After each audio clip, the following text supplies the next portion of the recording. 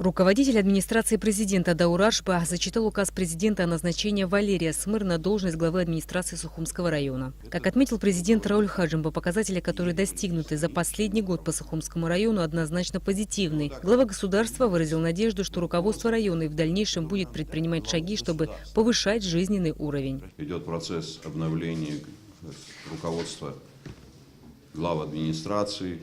Есть определенные причины, объективные, субъективные. И такие процессы будут продолжены. Это не говорит о том, что это только будет в рамках администрации. Процессы идут и в руководстве кабинета министров. Будут перемены, будут новшества, которые требует сама жизнь. И я надеюсь и верю в то, что руководство Сухумского района будет активно заниматься проблемами района. Проблемы везде они есть. Никто не говорит о том, что мы все трудности преодолели.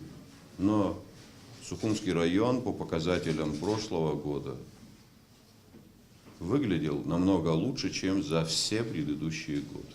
Рауль Хаджимба затронул вопрос восстановления школы в селе Ишера, в которой учился Владислав Ардзимба. Строительство школы будет заложено в инвестиционную программу, заверил президент.